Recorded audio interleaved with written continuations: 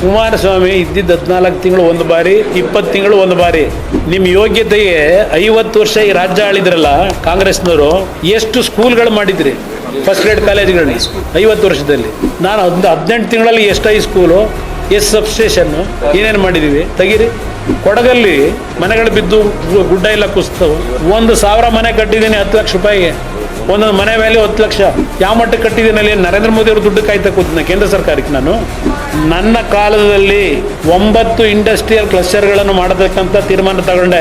Compete with China ಅಂತ ಹೇಳಿ ಕಾರ್ಯಕ್ರಮ. ಕಲಬುರಗಿ, ಬೀದರ್, ಕೊಪ್ಪಳ, ಬಳ್ಳಾರಿ, ಚಿತ್ರದುರ್ಗ 25,000 ಕೋಟಿ ಸಬ್ಸಿಡಿ ಕೊಡೋಕ್ಕೆ ಪ್ಲ್ಯಾನ್ ಮಾಡಿದ್ದೆ ಇಂಡಸ್ಟ್ರಿ ಮಾಡ್ತಕ್ಕಂಥವ್ರಿಗೆ. ಇದ್ದಿದ್ದು 14 ತಿಂಗಳು ಕೆಲಸ ಮಾಡೋಕ್ಕೆ ಬಿಡಲಿಲ್ಲ.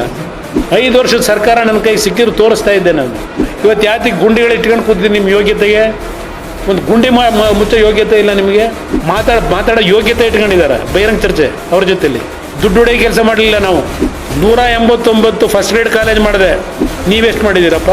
ಪಬ್ಲಿಕ್ ಶಾಲೆ ಘೋಷಣೆ ಮಾಡಿದೆ. ಈಗ 4,500 ಬಸ್ ಕೊಟ್ಟನಲ್ಲ, 4,500 ಬೆಂಗಳೂರಿಗೆ ಯಾಕೆ ಕೊಟ್ಟಿದ್ದೀನಿ? ನೀವೆಷ್ಟು ಕಾರ್ಖಾನೆ ತಂದಿದ್ದೀರಿ? ಯಾವ್ಯಾವ ಟ್ರಸ್ಟ್ ಲ್ಯಾಪ್ಟಾಯಿಸ್ಕೊಂಡಿದ್ದೀರಿ? ಆ ಕೆಲಸಕ್ಕೆ ನೀವು ಇರೋದಿಲ್ಲಿ. ನನ್ನ ಬಗ್ಗೆ ಚರ್ಚೆ ಮಾಡೋದಕ್ಕೆ ನಿಮ್ಗೆ ಯೋಗ್ಯತೆ ಇಲ್ಲ.